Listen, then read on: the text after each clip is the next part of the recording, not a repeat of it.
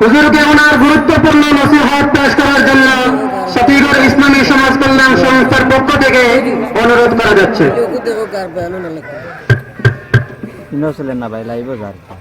আসসালামু আলাইকুম ওয়া রাহমাতুল্লাহি ওয়া বারাকাতুহু। ওয়া আলাইকুম আসসালাম ওয়া রাহমাতুল্লাহ। ইন্নাল হামদালিল্লাহ نحمده ونستعينه ونستغفره ونؤمن به ونتوكل عليه ونعوذ بالله من شرور أنفسنا ومن سيئات أعمالنا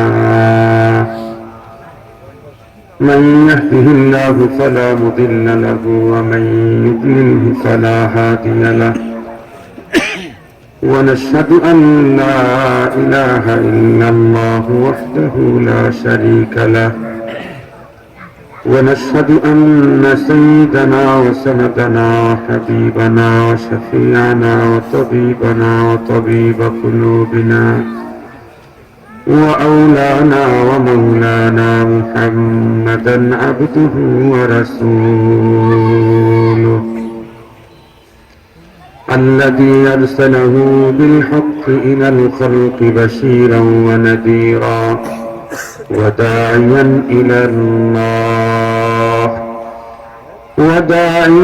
إلى الله بإذنه وسراجا وقمرا منيرا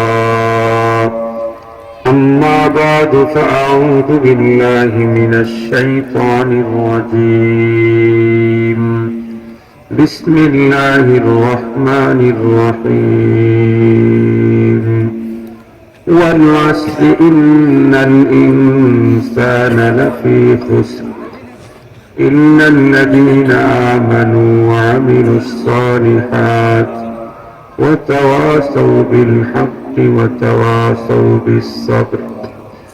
وقال صاحب القرآن صلى الله عليه وسلم اغتنم خمسا قبل خمس حياتك قبل موتك.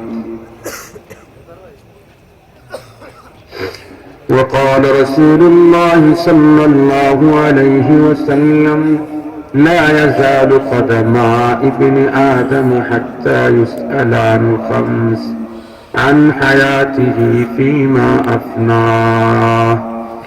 صدق الله مولانا العظيم وصدق رسوله النبي الأمي الكريم ونحن على ذلك لمن الشاهدين والشاكرين والحمد لله رب العالمين.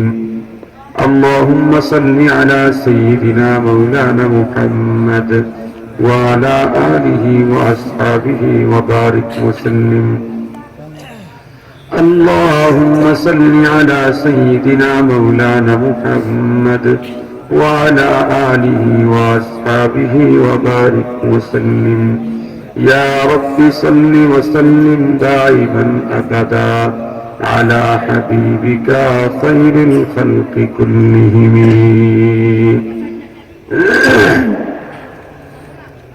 মুআজ্জাজ মুহতারাম অধ্যক্ষ সতীঘর ইসলামী সমাজ কল্যাণ সংস্থার উদ্যোগে আয়োজিত ইসলামী সম্মেলনের শ্রদ্ধাভাজন সম্মানিত সভাপতি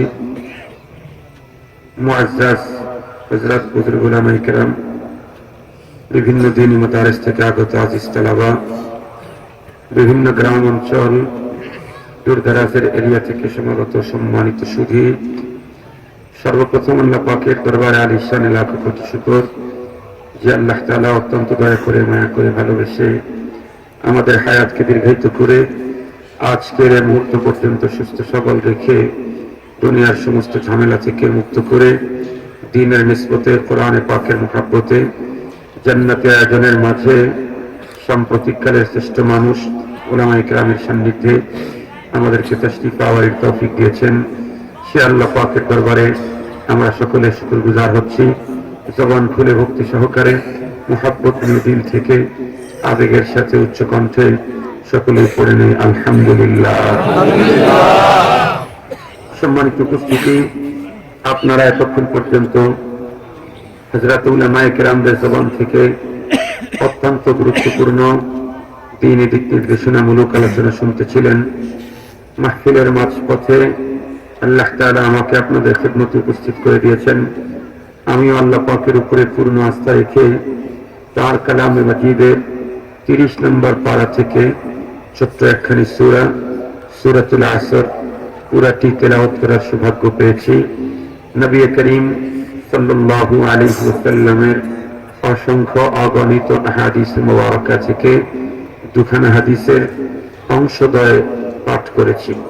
আল্লাহ তাআলা যদি আমাকে তৌফিক দান করেন, তার দয়া যদি শামিল হাল হয়, তিলাওয়াতকৃত সূরার প্রথম আয়াতে কারিমা ও পঠিত হাদিসদ্বয়ের অংশদ্বয়কে সামনে নিয়েই গুরুত্বপূর্ণ কিছু জরুরি আলোচনা সংক্ষিপ্ত সময়ে আপনাদের খেদমতে পেশ করব।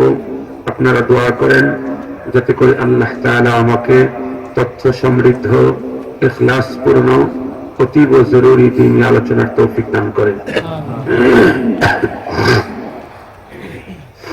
সম্মানিত উপস্থিতি,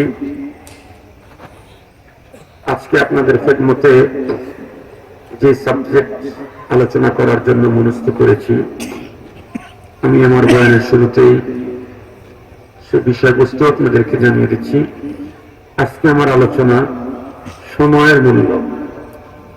আবারও বলছি, আজকে আমার আলোচনার সাবজেক্ট সময়ের মূল্য। সম্মানিত উপস্থিতি, এই বিষয়টাকে আপনাদের খেদমতে পেশ করার জন্য কোরআনে কারীমের সবচেয়ে ছোট সূরা সূরাতুল কাউসার এর পরবর্তী ছোট সূরা সূরাতুল আসর তেলাওয়াত করেছি। আমরা প্রত্যেকেই জানি কোরআনে কারীমের সবচেয়ে বড় সূরার নাম হচ্ছে সূরাতুল বাকারা। আয়াত সংখ্যা 286 অথবা 87। আর আমি যে সূরা তেলাওয়াত করেছি, এই সূরার আয়াতের সংখ্যা হলো শুধুমাত্র কেবলমাত্র 3 আয়াত। 3 আয়াতের এই সূরাটি 3 আয়াতকে এক জায়গায় করলেও সূরাতুল বাকারার কোন বড় আয়াত এমন আছে যে এক আয়াত এই সূরার চাইতেও বড়। সূরাতুল বাকারা কোন এক আয়াত এমন আছে যে একটি আয়াতে কারিমা সূরাতুল আসরের পুরা সূরার চাইতেও বড়। বুঝাইতে চাইলাম, সূরাটির কলেবর ছোট, সূরাটির বডি ছোট, কিন্তু এই সূরার তাৎপর্য, তথ্য, মাহাত্ম্য এবং গুরুত্ব সম্পর্কে 4 মাযহাবের ইমামদের অন্যতম ইমামে শাফিঈ রাহমাতুল্লাহি আলাইহি লিখেছেন, আল্লাহ তাআলা तमाम পৃথিবীর মানুষের কল্যাণ ও মুক্তির জন্য 30 পারা কোরআন নাযিল না করে শুধুই যদি সূরাতুল আসরটি নাযিল করতেন আর এই ছোট্ট সূরার তাৎপর্যের দিকে পৃথিবীর মানুষ লক্ষ্য করে তাদের জীবন কাটাতো, তাহলে এই সূরার তথ্য এর তাৎপর্য तमाम পৃথিবীর মানুষের ইহকালীন শান্তি, পরকালীন মুক্তির জন্য যথেষ্ট ছিল। এই সূরার ভিতরে মূলত আল্লাহ তাআলা तमाम পৃথিবীর মানুষের কল্যাণ ও মুক্তি মহান 4 কর্মসূচির বর্ণনা করেছেন। কিন্তু এই 4 কর্মসূচির বর্ণনা আল্লাহ তাআলা নরমাল কোন পদ্ধতিতে পেশ করেননি। জটিল এবং কঠিন পদ্ধতিতে 4 কর্মসূচির বর্ণনা দিয়েছেন। কিভাবে? আল্লাহর মতো সত্তা উনি প্রথমে কসম করেছেন, এরপরে উপর্যুপরি তাকিদ এনেছেন, এরপরে বর্ণনা করেছেন 4 মহান কর্মসূচি। আল্লাহর মতো সত্তা, কসম খাওয়া, উপর্যুপরি তাকিদ আনা নিঃসন্দেহে পদ্ধতিটাকে আরো আরো আরো উন্নতি করেছে। সম্মানিত সুধী, মানুষকে এই 4 কর্মসূচির গুরুত্ব বুঝাবার জন্য আহকামুল হাকিমিন আল্লাহ তাআলা 4 কর্মসূচির বর্ণনার আগে তার মতো সত্তা শপথ করেছেন, এরপরে উপর্যুপরি তাকিদ এনেছেন, যাতে করে পৃথিবীর কোন মানুষ সূরাতুল আসরে বর্ণিত মহান 4 কর্মসূচি থেকে নিজেকে গাফিল না রাখে। এখন প্রশ্ন হলো, হুজুর মহান সত্তা যে কসম করলেন, শপথ করলেন, কোন বস্তুর শপথ করেছেন? তাহলে তো বলতেই হবে ওয়াল আসর, আসরের শপথ করেছেন, সময়ের শপথ করেছেন, যুগের কালের শপথ করেছেন। প্রশ্ন আসতে পারে, হুজুর যুগ, কাল বা সময় এটা এত কি দামি জিনিস যে আল্লাহর মতো সত্তা সময়ের কসম করলেন? এই প্রশ্নের প্রথম উত্তর তো এটাই, আল্লাহর মতো সত্তা যখন সময়ের কসম করেছেন, এটাই প্রমাণ করে সময় নর্মাল কোনো জিনিস না, সময় অত্যন্ত মূল্যবান জিনিস, নইলে আল্লাহর মতো সত্তা এটার শপথ করতেন। দ্বিতীয় নম্বরের কথা হলো, সময়ের কত দাম এটা বুঝতে চাইলে আপনাদেরকে একটি ফিকহি মাসআলার দিকে নিয়ে গেলে আপনারা বুঝতে পারবেন। তবে তার আগে একটি কথা জানা দরকার। এই পৃথিবীতে যত মানুষ আছে, তামাম মানুষগুলি প্রথমত দুই প্রকার। এক প্রকারের মানুষ যারা সৃষ্টিকর্তাকে মানে, স্রষ্টা মানে। আর প্রকারের মানুষ যারা স্রষ্টা মানে না। যারা স্রষ্টা সৃষ্টিকর্তা মানে না তাদেরকে নাস্তিক বলা হয়। যারা সৃষ্টিকর্তা স্রষ্টা মানে তাদেরকে আস্তিক বলা হয়। সম্মানিত শুধু নাস্তিক যে, সে যেহেতু স্রষ্টাই মানে না, সুতরাং সৃষ্টিকর্তার জান্নাত আর জাহান্নামকে বিশ্বাস করার প্রশ্ন আসে না। যেহেতু আস্তিক স্রষ্টাকে যারা মানে, তারা আল্লাহ পাকের জান্নাত আর জাহান্নামকেও মানে।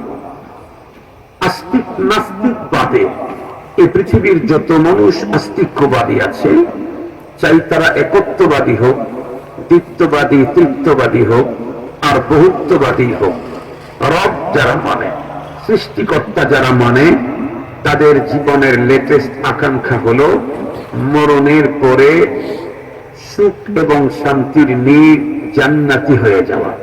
এটা প্রতিটি আস্তিক্যবাদী মানুষের মনের লেটেস্ট আকাঙ্ক্ষা। এই জন্যই দেখবেন আমাদের দেশের হিন্দু যারা আছে, এদের আকীদা এবং তাদের ধর্মীয় যত সভ্যতা, সংস্কৃতি, কালচার আছে, তার ভিতরে একটা হলো এদের খুব আপনজন, যত আপনজন হোক, এ যদি মরে যায় একে চিতায় নিয়ে পুড়িয়ে দেয়। কেন? ওদের আকীদা বিশ্বাস, মানুষ জীবন চলার পথে বাঁকে বাঁকে, ফাঁকে ফাঁকে অনেক গুনাহ, ভুল, বেয়াদবি সৃষ্টিকর্তার সাথে হয়ে থাকে। সুতরাং এগুলি ক্ষমা না নিয়ে যদি এ পরপারে যায়, তাহলে তাকে নরকে যেতে হবে। এই জন্যে ওরা ওদেরকে পোড়ায়া দিয়ে সৃষ্টিকর্তার সাথে যত ভুল বেয়াদবি হয়েছিল সবগুলি পোড়ায়া ক্ষমা করে দিয়ে স্বর্গে পাঠায় দেয়। এটা হলো তাদের আকীদা, এটা হলো তাদের সিস্টেম। তাহলে হিন্দু এরাও মরণের পরে নরকে যেতে চায় না। কোথায় যেতে চায়? স্বর্গে যেতে চায়। পুরে হলেও স্বর্গে যেতে চায়। কি প্রমাণ করে?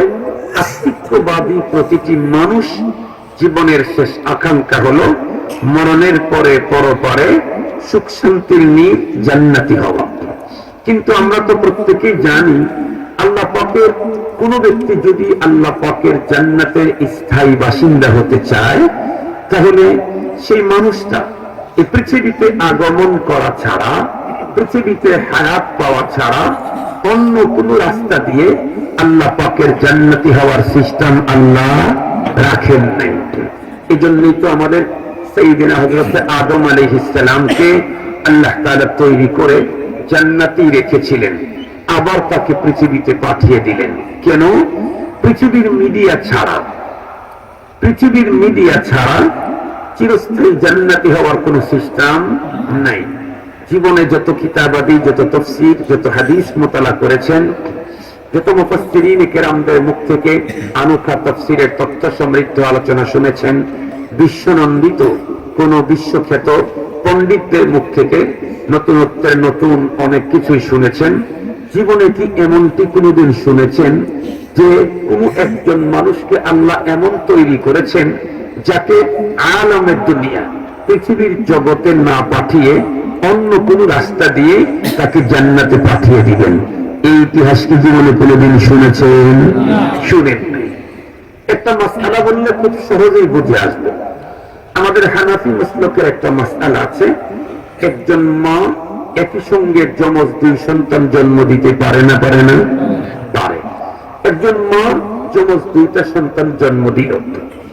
একটা সন্তান up to bottom A to Z, mean one, complete, clear, স্বচ্ছ, ফ্রেশ, নন স্পট, একদম ভালো। কিন্তু সে তার মার পেট থেকে মৃত্যু পৃথিবীতে জন্ম নিল। আরেকজন সন্তান ওই মায়ের নেক্সটে জন্ম নিল, ডান হাত নেই, বা পা নেই, অঙ্গহীন। এ সন্তানটি মার পেট থেকে পৃথিবীতে জন্ম নিয়ে 1 মিনিট 2 মিনিট অথবা একবার কেঁদেছিল, হেসেছিল, নড়েছিল, এরপরে সে সন্তানটি মরে গেল। বলুন, এ মায়ের 2 সন্তান এখন তো একই পজিশন, 2টাই মরা। একটা মার পেট থেকেই মরা এসেছে, অপরটি মায়ের পেট থেকে পৃথিবীতে জন্ম নিয়ে 1 মিনিট পরে এখন মরে গেছে। এখন তো 2টার একই কন্ডিশন। পার্থক্য কি? একজন মার পেট থেকে কমপ্লিট বডি নিয়ে এসেছে, তবে মরা এসেছে পৃথিবীতে। আর একজন অঙ্গহীন এসেছে, তবে পৃথিবীতে 1টা মিনিট হায়াত পেয়েছে।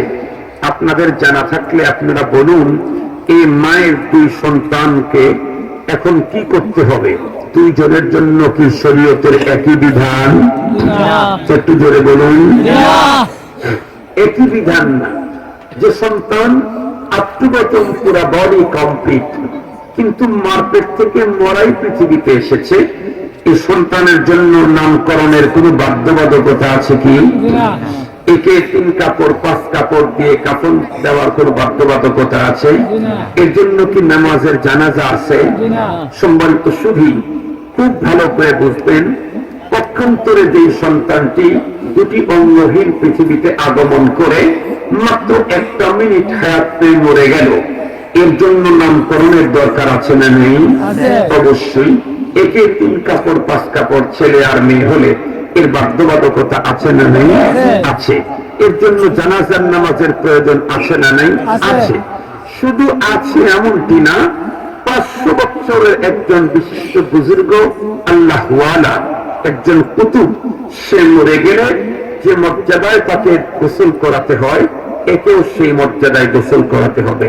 যেই পদ্ধতিতে তাকে কাফন করাতে হয়, 1 মিনিট পৃথিবীতে হায়াত পেয়ে মরে গেল, তাকেও একই পদ্ধতিতে কাফন করতে হবে। যেই পদ্ধতিতে তাকে সম্মানিত উপস্থিতি জানাজা করতে হয়, এই বাচ্চাটাকেও একই পদ্ধতিতে জানাজা করতে হবে। আপনাদের তো অবশ্যই জানা থাকার কথা, জানাজার নামাজের দোয়া একটাই নাকি একটু ভিন্নতা আছে? ভিন্ন আছে। প্রাপ্তবয়স্কের জন্য এক দোয়া, অপ্রাপ্ত বয়স্কের জন্য পৃথক দোয়া। আমি জানি না আপনাদের সিলেটের কি পজিশন। আমাদের সিরাজগঞ্জে বয়স্ক মানুষ যদি মরে যায়, তার জানাজায় প্রচুর মানুষের উপস্থিতি পরিলক্ষিত হয়, কিন্তু অপ্রাপ্ত বয়স্ক কোন শিশু মরে গেলে তার জানাজার কোরআন পূরণ হতে চায় না, এত অল্প মানুষের উপস্থিতি। আপনাদের সিলেটেও কি এমনটি? সম্মানিত সুধী, আমার কি বুঝে আসে না? বয়স্ক মানুষ মরে গেলে তার জানাজায় এত মানুষ উপস্থিত হতে হয়, আর ছোট পিচ্ছি মরে গেলে এখানে মানুষের উপস্থিত হতে হয় না। এটা অবশ্য আমার এখনো বুঝে আসে নাই। আমার তো জানা মতে জানাজার নামাজের কিছু নেকি আছে, জেনারেল নেকি, যে কোনো মুসলমানের জন্য এ নেকি। যেমন নবী আলাইহিস সালাম ইরশাদ করেছেন, মান শাহিদাল জানাজাতা হাত্তা ইউসাল্লা আলাইহা ফালাহু কিরাত।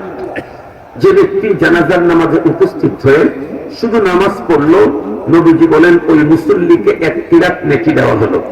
ওয়ামান শাহিদাহা হাত্তা তুদফানা, যে ব্যক্তি উপস্থিত হয়ে এই লোকটাকে মাটি দেওয়ার কাজে অংশগ্রহণ করলো, নবীজি বলেন ফালাহু কিরাতান, তাকে 2 কিরাত নেকি দেওয়া হবে। কিলা ওয়ামাল কিরাতান ইয়া রাসূলুল্লাহ, সাহাবায়ে কেরাম জিজ্ঞাসা করলেন, নবীজি কিরাত আবার কি জিনিস? নবীজি উত্তর করলেন মিসলুল জাবালাইনিল আযীমাইন, পৃথিবীর সবচেয়ে বড় দুই পাহাড় সম পরিমাণে দুই কিরাত নেকি। এখানে ছোট আর বড়, অপ্রাপ্তবয়স্ক আর প্রাপ্তবয়স্ক এর কোন তারতম্য করা হয় নাই। এরপরে ছোট পিচ্ছির জানাজার প্রতি আমাদের অবজ্ঞা, অবহেলা।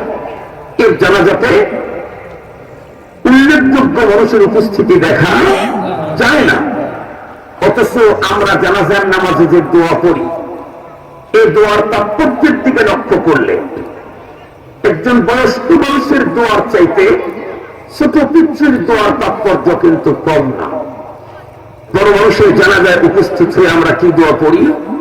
اللهم اغفر لحينا وميتنا وشاهدنا وغائبنا وصغيرنا وكبيرنا وذكرنا وانثانا। এই দোয়াই তো আপনারা পড়েন। ছোট পিচ্ছির জানাজায় উপস্থিত হয়ে কোন দোয়া পড়ি? اللهم اجعله لنا فرطا واجعله لنا اجرا وزخرا واجعله لنا شافعا ومشفعا। খুব ভালো করে বুঝবেন, এই দুই দোয়ার দিকে লক্ষ্য করলে কি বোঝা যায়? 500 বছরের বয়স্ক একজন মানুষ 300 বার হজ করেছে, 200 বার উমরা করেছে, লক্ষ লক্ষ মুরিদ তার আছে, অনেক হাদিসের কিতাবের ব্যাখ্যা বিশ্লেষণ করেছে, হাজার হাজার মুহাদ্দিসিনকে সে গড়েছে। এত বড় বুজুর্গ মরে গেলেও তার জানাজাতে লক্ষাধিক মানুষ যদি উপস্থিত হয়, সকল মানুষ আল্লাহু আকবার বলে আসামি জানলে কাঠ গড়ায় দাঁড়ায়। মালিকের সামনে তেমনে মুসল্লির বেশে দাঁড়িয়ে কি দোয়া পড়ে? আল্লাহুম্মা গফির লিহাইয়িনা ওয়া মাইয়িতিনা। ওগো আসমানের মালিক, তুমি আমাদের যারা জিন্দা আছি আর তাদেরকে মাফ করো, যারা মৃত্যু আছে তাদেরকে মাফ করো, যাকে এখানে নিয়ে আসছি মাইয়িত একেও মাফ করো, আমাদের যারা নারী আছে তাদেরকে মাফ করো, যারা পুরুষ আছে তাদেরকে মাফ করো, যারা উপস্থিত আছে তাদেরকে মাফ করো, যারা অনুপস্থিত আছে তাদেরকে মাফ করো।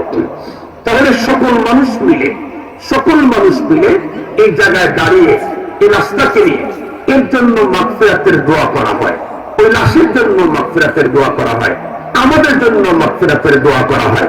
পক্ষান্তরে ছোট্ট বাচ্চার জানা যায় দুটি কয়েক মানুষের যদি উপস্থিত হয়, কেউ কিন্তু বলে না আল্লাহুম্মা গফিরলি, হে আল্লাহ তুমি মাফ করো।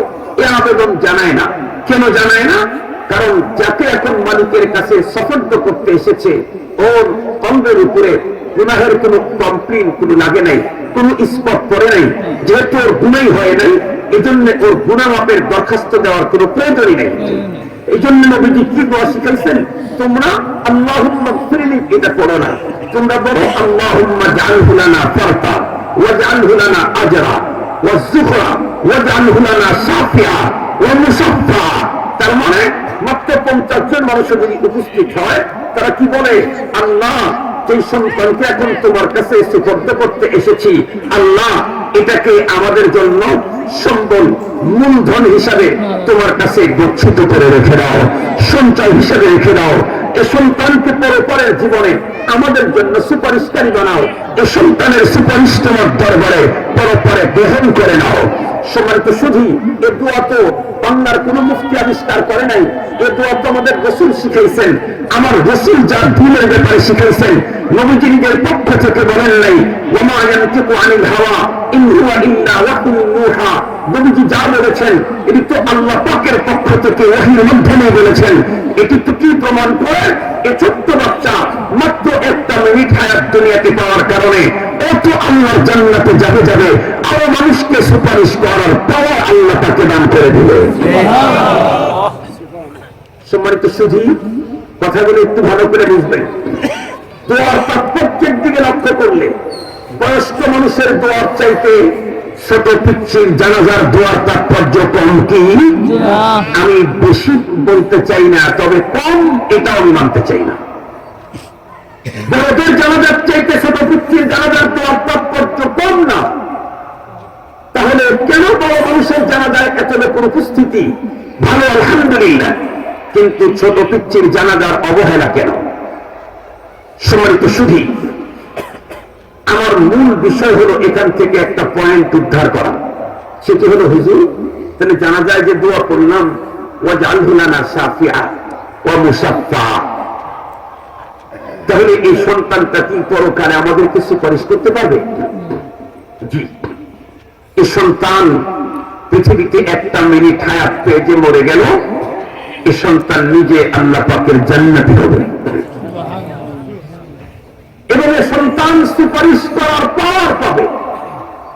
আপনাদেরকে বুঝাবার জন্য বলি, ময়দানে মাহশর আল্লাহ পাক যখন বিচারের চেয়ারে বসবেন, বিচারের কার্যক্রম শুরু করার জন্য, ঠিক সেই মুহূর্তে হাসরের ময়দানের কিছু ভিআইপি পার্সনকে আল্লাহ তাআলা ডাক দিবেন। ডাক দেওয়া হবে, ভিআইপি পার্সন তোমরা এদিকে আসো, আমি এখন বিচারের কার্যক্রম শুরু করব। বিচারের কাজ করতে লম্বা টাইম লেগে যাবে, এতক্ষণ পর্যন্ত তোমরা হাসরের ময়দানে ওয়েটিং এ থাকবে তা হয় না, কারণ তোমরা তো জেনারেল ব্যক্তি না, তোমরা ভিআইপি পার্সন। আসো আসো, বিচারের কাজ শুরু করার আগেই আমি তোমাদের হাতে জান্নাতের ন্যাশনাল ভিসা দিয়ে দেব। যে সমস্ত মানুষদেরকে আল্লাহ তাআলা বিচারের কার্যক্রম শুরু করার আগে ন্যাশনাল জান্নাতের ভিসা দিবেন, তার ভিতরে মুসলমানদের ওই সমস্ত ছোট্ট পিচ্চিরা থাকবে যারা বালেগা হওয়ার আগে পৃথিবী থেকে বিদায় নিয়েছে। এক মিনিট পৃথিবীতে হায়াত পেয়ে মরে গেছে মুসলমানের ঘরের সন্তান, এও সেদিন বিচারের কার্যক্রম শুরু হওয়ার আগেই ন্যাশনাল জান্নাতি ভিসা প্রাপ্ত হবে। ভিসা প্রাপ্ত হওয়ার পরে জান্নাতের ভিসা পেয়ে এখন আর জান্নাতে ওরা ঢুকবে না, ওরা ময়দানে হাসরে খালি ঘুরতে থাকবে, অন্ধ হয়ে তন্ন তন্ন করে খুঁজতে থাকবে। ফেরেশতারা জিজ্ঞেস করবে, কি রে আজকে হাসরের ময়দানের বিভীষিকার দিকে তাকিয়ে দেখো, প্রতিটি মানুষ নরমাল জান্নাতের অনুমতি প্রাপ্ত পাওয়ার জন্য ব্যাকুল। সেই সময় তোমরা জান্নাতের ন্যাশনাল ভিসা পেয়েছো, অথচ এখনো তোমরা জান্নাতে যাও না কেন? বাচ্চারা উত্তর করবে, তোমরা বুঝবা না, যেই পিতা মাতার মাধ্যমে আল্লাহ পৃথিবীতে আমাদেরকে পাঠিয়ে দিয়ে মাত্র একটা মিনিট হায়াত পাওয়ার কারণে আজকে 10 দুনিয়া সমান জান্নাতের ভিসা জিতে নিলাম, ওই আব্বা আর আম্মাকে খুঁজি, তাদের ছাড়া আমরা আল্লাহ জান্নাতে যেতে রাজি নাই। আপনারা শুনলে অবাক হবেন, আমার উস্তাদ মুফতি মনসুরুল হক সাহেব এবং হিফজুর রহমান সাহেব, মুফতি হিফজুর রহমান সাহেব, দুই বন্ধু একই সঙ্গে পড়ালেখা করছেন জামিয়া কোরআনিয়া লালবাগে, একই সঙ্গে লালবাগ মাদ্রাসায় মুতাদ্দিস হয়েছে, সেখান থেকে জামিয়া মুহাম্মাদিয়া হয়ে রাহমানিয়াতে ঢুকেছেন। দুইজন একই সঙ্গে মুহাদ্দিস হয়েছেন, একই সঙ্গে এক পীরের দরবারে বায়াত হয়েছেন, একই সঙ্গে খেলাফত পেয়েছেন। এক হুজুরের ছোটবেলায় তার শিশু বাচ্চা মারা গেছে, আর একজনের মারা যায়নি। দুই বন্ধু গল্প করতে গিয়ে বলতেছে, সব দিক থেকে তুমি আমি সেম, কিন্তু আমার চাইতে তোমার একটা ডিগ্রি বেশি আছে। কি? তোমার মাসুম বাচ্চা মরে গেছে, পরপারে তোমার কিছু মূলধন, কিছু জখিরা তোমার জমা হয়ে আছে, আমার সেটা নাই, সেই দিক থেকে তুমি আমার চাইতে একটু উন্নত। একটা মিনিটের পৃথিবীর এক হায়াতের এত বড় দাম, এক মিনিট হায়াত পাওয়ার কারণে এই পৃথিবীর মতো 10 পৃথিবীর সমান জান্নাত জিতে নিয়ে গেল মুসলমানের সন্তান। পক্ষান্তরে মায়ের পেট থেকে আরেক সন্তান জন্মগ্রহণ করেছিল, যে সন্তানের পুরা বডি কমপ্লিট, কিন্তু এই পৃথিবীতে একটা মিনিট হায়াত পায় নাই, মরাই পৃথিবীতে এসেছে। বলুন তো দেখি, এই সন্তানের জানাজা নাই, নাম নাই, ওর কি জান্নাত আর জাহান্নাম আছে? কি বোঝা গেল? মুসলমান যতদূর পর্যন্ত মাইকের আওয়াজ যায় বুঝবেন এই পৃথিবীর একটা মিনিটের হায়াতের কত বড় দাম। এই জন্য আল্লাহ তাআলা পৃথিবীর অন্য কোন জিনিসের কসম না করে হায়াতের কসম করেছেন। হায়াত সময় যেহেতু এত এত এত দামি, এক মিনিটেই 10 দুনিয়া সমান জান্নাত জিতে নেওয়া যায়, এত দামি হায়াত। এই জন্য আল্লাহ তাআলা হায়াতের অর্থাৎ সময়ের কসম করেছেন। আল ওয়াক্তু হুয়াল হায়াত ফালা তাকতুলুহু, সময়টাই তো হায়াত। দ্বিতীয় নাম্বার আরেকটা কথা বললে হায়াতের মধ্যেটা বুঝে আসবে। আমরা প্রত্যেকেই জানি নবী আলাইহিস সালামের চিরাচরিত নিয়ম ছিল, নবীজি ফজরের নামাজের পরে সাহাবীদের দিকে মুখ করে ঘুরে বসতেন, মুসল্লিদের দিকে, সাহাবীদের দিকে।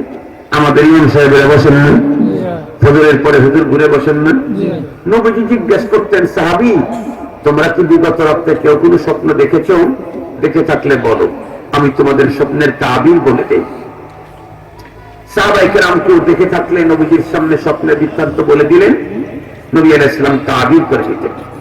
হাদিসের মধ্যে এসেছে, বুখারী শরীফের মধ্যেও আসছে, নবী আলাইহিস সালাম নিজেই যদি কোনো স্বপ্ন দেখে থাকতেন আর সেই স্বপ্ন বৃত্তান্ত বলা এবং তাবির করা সাহাবীদের জন্য ফায়দামান, তাহলে নবীজি নিজেই বলতেন, আমি বিগত রাত্রে অমুক স্বপ্ন দেখলাম, এই এই পজিশন দেখেছি, এই তাবির হলো এই এই এই। বুখারী শরীফের হাদিসের মধ্যে আছে। সম্মানিত সুধী, নবী আলাইহিস সালাম একদিন এভাবে বললেন, সাহাবী একজন দাঁড়িয়ে গেলেন, তালহা ইবনে উবাইদুল্লাহ। তালহা ইবনে উবাইদুল্লাহ উনি দাঁড়িয়ে গেলেন, গিয়ে বললেন, নবীজি আমি একটা স্বপ্ন দেখেছি, স্বপ্ন দেখার পর থেকেই আমার মনের মধ্যে জটিল প্রশ্ন, এখনো কোনো সমাধান খুঁজে পাইনি। নবী আলাইহিস সালাম জিজ্ঞাসা করলেন, কি স্বপ্ন, কি প্রশ্ন বলো দেখি। সাহাবী রাসূল দাঁড়িয়ে নবীজিকে বললেন, ইয়া রাসূলুল্লাহ আপনি আজ থেকে এতদিন পূর্বে অমুক জায়গায় এক সময় তাশরীফ এনেছিলেন, সেই সময় আমি আপনার সাথে ছিলাম, সেই জায়গাতে অমুক গোত্রের দুইজন লোক আপনার কাছে এসে আপনার হাতে হাত দিয়ে কালিমা পড়ে মুসলমান হয়ে গেল। ওগো নবীজি, এই দুইজনের একজন 1 বছর পূর্বে আল্লাহর জমিনে আল্লাহর দ্বীন প্রতিষ্ঠার আন্দোলনে রণাঙ্গনে বুকের তাজা রক্ত ঢেলে দিয়ে শাহাদাতের পেয়ালা পান করে পৃথিবী ছেড়ে চলে গেলেন। অপরজন 1 বছর পরে তার নিজের ঘরে স্বাভাবিক মৃত্যুতেই মৃত্যুবরণ করলেন। নবীজি, আমি এবং ওই দুইজন সাহাবী, আমি স্বপ্নে দেখতেছি আমরা তিনজন এক বিউটিফুল সুন্দর জান্নাতের সদর গেটে আমরা দাঁড়ান। জান্নাতের গেটে নিপুণ হাতে তৈরি করা শিল্পীর কারুকার্যগুলি সাংঘাতিক ভাবে আমরা প্রত্যক্ষ করতেছিলাম, দাঁড়িয়ে দাঁড়িয়ে দেখতেছিলাম। এমতো অবস্থায় হঠাৎ করে অটোমেটিকলি জান্নাতের গেটটা খুলে গেল, ভিতরের থেকে একজন ফেরেশতার আগমন ঘটল। ফেরেশতা এসে আমার কাছ থেকে ওই বন্ধুর হাত প্রথমে ধরল, যেই বন্ধু 1 বছর পরে নিজ ঘরে স্বাভাবিক মৃত্যুতে মৃত্যুবরণ করল। তার হাত ধরে দেখে বলে, দোস্ত আর কতক্ষণ পর্যন্ত জান্নাতের গেটে অপেক্ষার প্রহর গুনবা? চলো, আসমানের মালিক তোমাকে জান্নাতে যাওয়ার অনুমতি দিয়েছেন। মুসলমান ভাইরা আমার কথাগুলা বুঝবেন। সাহাবী রাসূল বলেন, ইয়া রাসূলুল্লাহ, ফেরেশতা যখন ওই লোকের হাত ধরে টেনে জান্নাতের ভিতরে আমন্ত্রণ করলো, আমি এবং শহীদ 2 বন্ধু জান্নাতের গেটের ভিতরে দাঁড়িয়ে রইলাম। জান্নাতের গেটটি অটোমেটিকলি ওদের ঢোকার পরে বন্ধ হয়ে গেল। আমি আর শহীদ দীর্ঘক্ষণ পর্যন্ত অপেক্ষার প্রহর গুনতেছিলাম। মনের মধ্যে ইচ্ছে আর আবেগ হৃদয় হলো, নিঃসন্দেহে একজন যেহেতু জান্নাতের ভিতরে আমন্ত্রণ পেয়েছে, এই জন্য আমরা দাঁড়িয়ে থাকলে আমরাও আমন্ত্রণ পাব। নবীজি দীর্ঘক্ষণ পর্যন্ত দাঁড়িয়ে থাকার পর দেখলাম পূর্বের মতো আবারও জান্নাতের গেটটা অটোমেটিকলি খুলে গেল। ভিতর থেকে পূর্বের ফেরেশতার আবারও আগমন ঘটল। এই ফেরেশতা এসে আমার নিকট থেকে শহীদ বন্ধুর হাত চিপে ধরে দেখে বলে, দোস্ত আর কতক্ষণ পর্যন্ত অপেক্ষার প্রহর গুনবা? আসো আসো, আল্লাহ পাক রব্বুল আলামিন তোমাকেও জান্নাতে আমন্ত্রণ জানিয়েছে। সাহাবী রাসূল উত্তর করেন, নবীজি আমি তখন ভেবে দেখলাম এই লোকটাকে জান্নাতের ভিতরে ঢুকানোর পর জান্নাতের গেট যখন ক্লোজ হবে, আর যদি জান্নাতের গেট না খোলা হয়, আমি কতক্ষণ পর্যন্ত এখানে অপেক্ষার প্রহর গুনব? এই জন্য ফেরেশতার কাছে গিয়ে বললাম, ভাই আমরা 3 জন একই সঙ্গে দাঁড়ানো ছিলাম, তুমি একজনকে প্রথমে আমন্ত্রণ করে জান্নাতে নিয়ে গেলে, এখন আরেকজনকে নিতে আসছো। আমি তোমার কাছ থেকে জানতে চাই, আমার কপালে কি জান্নাত নাই? আমাকে কি তুমি জান্নাতের ভিতরে আমন্ত্রণ জানাবে না? ফেরেশতা তখন উত্তর করলো, দোস্ত তোমার কপালেও জান্নাত আছে।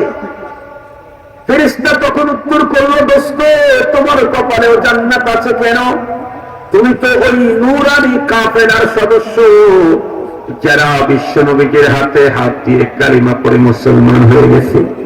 আপনারা তো অবশ্যই জানেন আল্লাহ রাব্বুল আলামিন 11 নম্বর পারার ভিতরে সাহাবায়ে কেরাম সম্পর্কে স্পষ্ট বক্তব্য দিয়েছেন।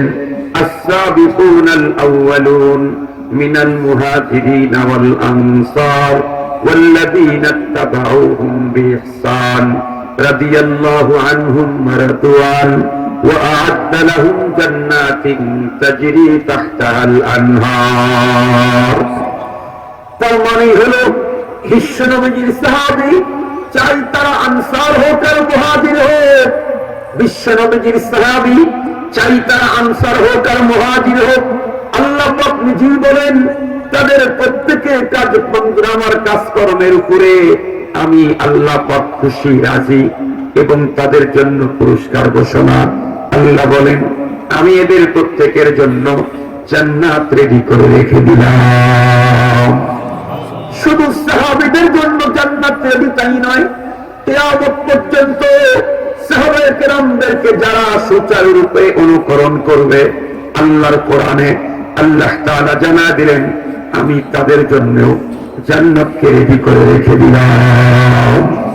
ঠান্ডা মাথায় বুঝতে হবে একটা কথা, যেখানে কোরআনে পাকে আসমান জমিনের মালিক